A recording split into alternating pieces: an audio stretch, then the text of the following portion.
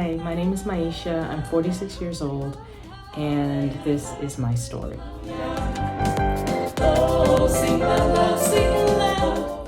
I'm known to my family, friends, and colleagues by many different names. At work, I'm Dr. Grant, Dr. Maisha, or just plain Maisha. At church, I'm Minister Maisha, Evangelist Maisha, Prophetess Maisha Grant, and even Reverend Dr. Maisha Grant. My siblings call me Isha and Ishbeen, while other family members and relatives have nicknamed me Plutty Girl. I love you, Aunt Barbara. My friends know me as Mish and Mai, and my students and mentees know me as Miss Maisha. And my 4 beautiful children call me Mommy. As a divorced mother of 4, my kids are my reason for being, for pushing through life's challenges one day at a time, one moment at a time, and sometimes one breath at a time. My kids' names embody values that I hold close to my heart: faith, hope, charity, and Emmanuel, meaning God with us. My kids' abilities are vast and varied, with learning differences all across the spectrum, ranging from giftedness to dyslexia, from anxiety to autism, from unapologetic outspokenness to selective mutism. My kids have demonstrated to me the depth and breadth of God's grace, His tender mercies, and His overwhelming, unfailing, unconditional agape love. My faith is very important to me. My only desire is for God to be glorified through me. I want my life to be a testimony to Him. And so I realize there is a test in every testimony, but I trust God to transform my life's obstacles into opportunities for His glory.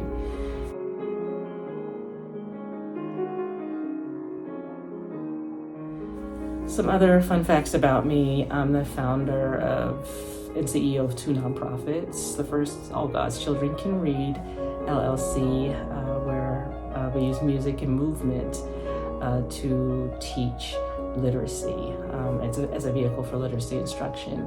And children of all ages and stages have made tremendous growth in literacy progress through the techniques and strategies used and introduced by All God's Children Can Read. My second, I just launched in March of 2024. I'm the founder and CEO of Maisha's Melodies, my YouTube channel of daily meditation music, which aims to bring hope, healing, and wholeness, as well as rest and restoration to those in need.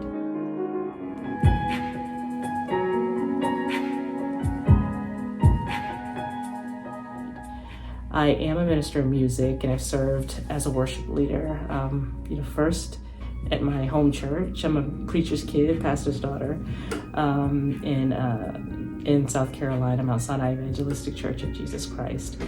But I've also had the opportunity to serve in many other churches across Georgia, North Carolina, and here in Massachusetts over my 34-year music ministry. And I see music as a ministry, as an act of service to humanity.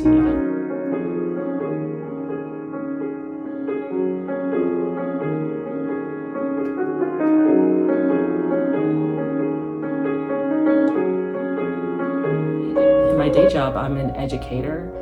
I was a teacher for 17 years in South Carolina, and then moved to Massachusetts, became a principal for 5 years. I've also had the privilege and honor of teaching graduate students in higher education, both as an adjunct faculty and then also as a program director in some of the world's most elite and prestigious universities.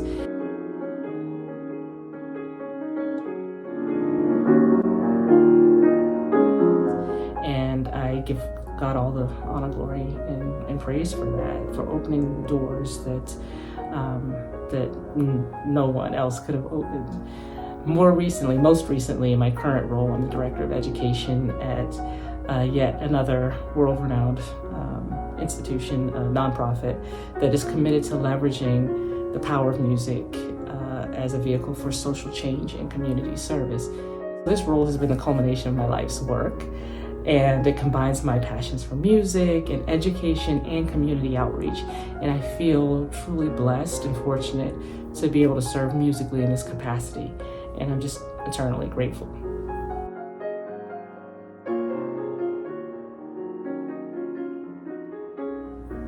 Because music has been very instrumental, pun totally intended, in my healing journey after leaving an unhealthy relationship of 20 years, I spent several years recovering mentally, emotionally, physically, financially, and spiritually. And I'm eternally grateful for having a biblical counselor who was able to support me through all of these ups and downs, and also grateful for my mental health therapist who was able to support me through the trauma and the drama as I moved through these very difficult seasons of life. I found myself coming out on the other end and in a whole new, turning the page, a whole new page in a new chapter, in a whole new book on a very different bookshelf. And I was feeling really excited, and things were looking up, and I had a new job and new place to live, and just new opportunities that were coming left and right. And as things started looking up, life took yet another unexpected turn with my breast cancer diagnosis.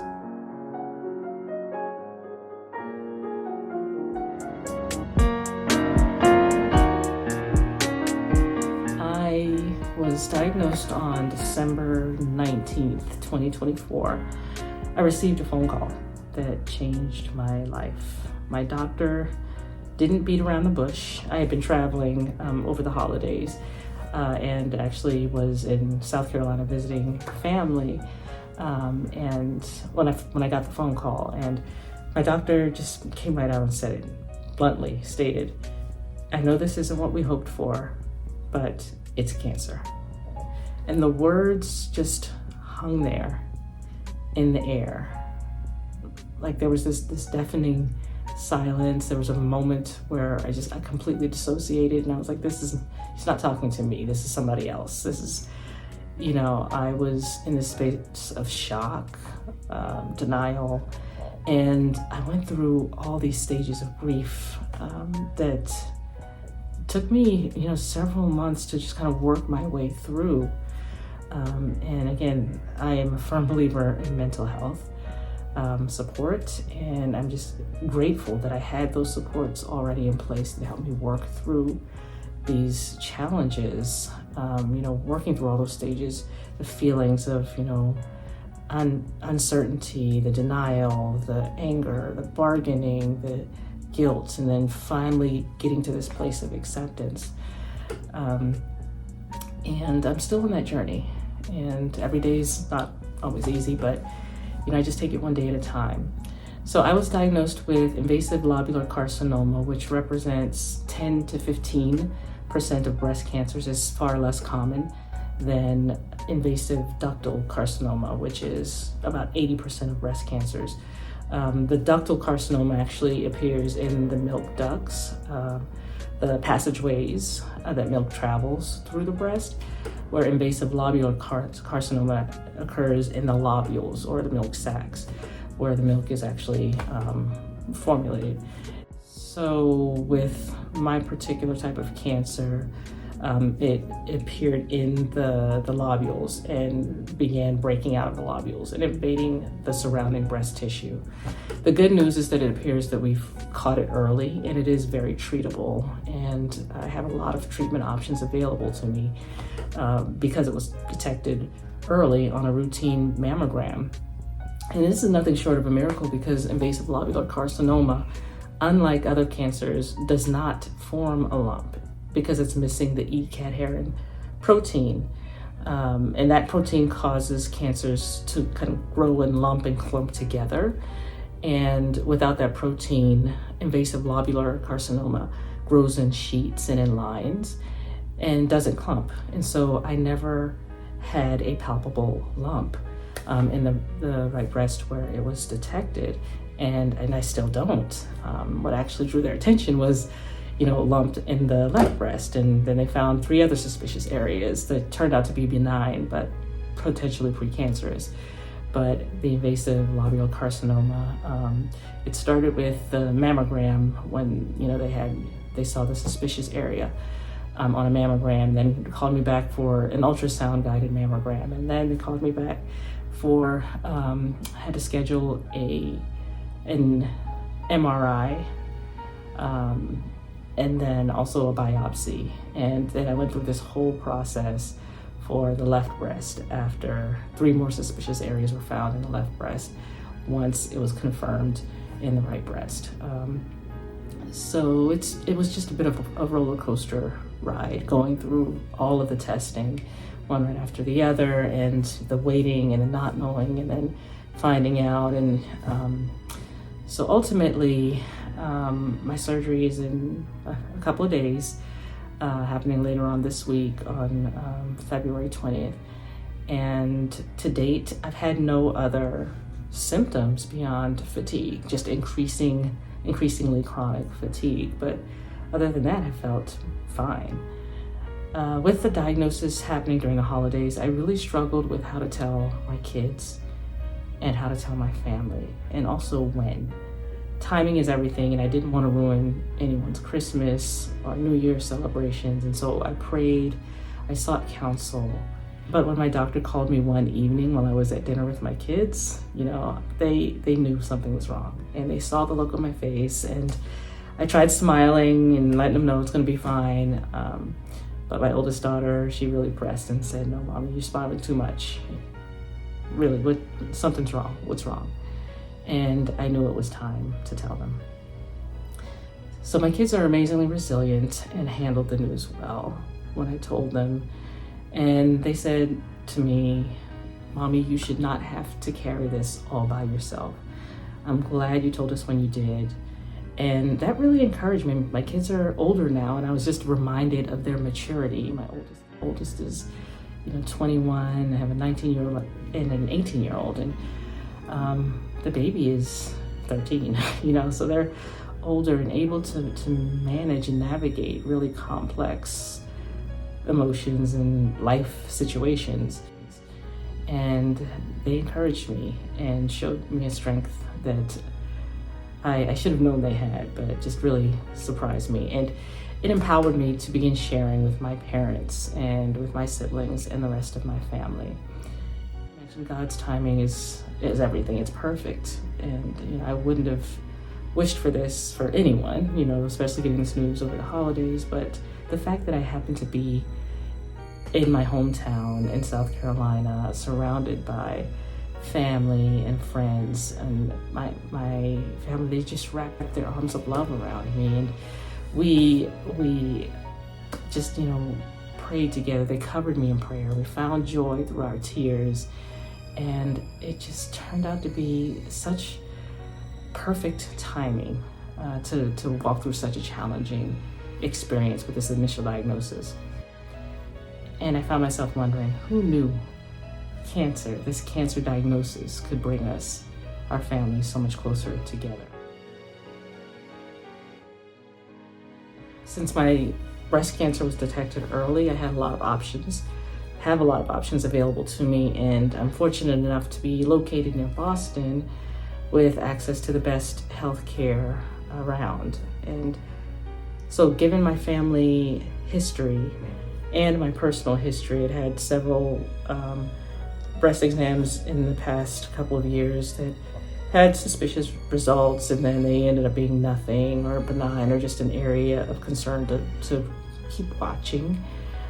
This time it turned out to be, a cancer. And so with the personal history and also the increased likelihood of recurrence, particularly with invasive lobular carcinoma, is known for late stage recurrence, I will be getting a bilateral or double mastectomy with deep flap reconstruction. The deep flap procedure, DIEP, procedure. I forgot what it actually stands for, but this is an autologous reconstruction where my own body tissue will be used. And this particular surgery will take belly fat and tissues from around my tummy and transplant it to my mastectomy sites to create new breast mounds. So on the bright side, I'm getting a version of a tummy tuck along with new boobs and a breast lift. So always looking for the bright side, the silver lining, hunting the good stuff. After surgery, toward the end of my treatment, my doctors said that I'll very likely need endocrine or hormone therapy, since my particular cancer is estrogen and progesterone positive and HER2 negative. So this means that my female hormones, estrogen and progesterone, are feeding the cancer. But the good news is that the cancer is relatively slow growing. That's what the HER2 negative status refers to. HER2, HER2, is a protein that appears in the DNA of some breast cancers, and it causes them to replicate more quickly. So my doctor assured me that being HER2 negative is a very good thing. And while my cancer is invasive, it's not considered aggressive due to its HER2 status. One other thing to note is that being premenopausal does increase my risk of recurrence. And as I mentioned before, invasive lobular carcinoma is known for late stage recurrence. So all of that to explain kind of the why behind the bilateral mastectomy. I won't know if chemotherapy and or radiation will be needed until after surgery, when I receive my pathology report from the labs that will be done on the excised breast tissue. I've already made my peace with this. Like I said, I've gone through the stages of grief. I remember when I first got diagnosed, and I remember thinking, I don't want to lose my breasts, I don't want to lose my hair. And it's amazing how your perspective changes over time when you're confronted with your own mortality. And so I started reflecting on the fact that I breastfed 4 babies, and they're healthy now and grown, and these breasts have served me well and fulfilled their purpose. And so now I've made my peace with letting them go. Breasts can be reconstructed, hair can grow back, but I only get one life to live, and I am nowhere near done living. It is no mistake, but rather by design, that my mother named me Maisha, which means life in Swahili. I have every intention of living life to the fullest, for as long as God will allow.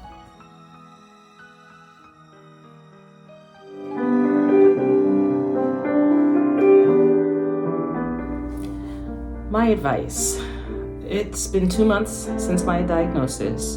In these weeks and months leading up to surgery, I've been preparing myself physically through exercise and eating well, mentally through counseling and psychotherapy, and spiritually through prayer and fasting.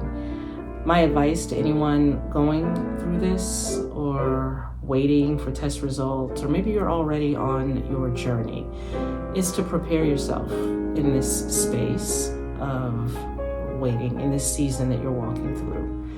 Hunt the good stuff, look for the silver lining, find the blessing in the midst of the storm, stay positive, hold on to hope, keep fighting, you fight on. Your mindset is everything. I might have cancer, but cancer does not have me. My God is bigger than cancer, and I am ready to fight, so bring it on.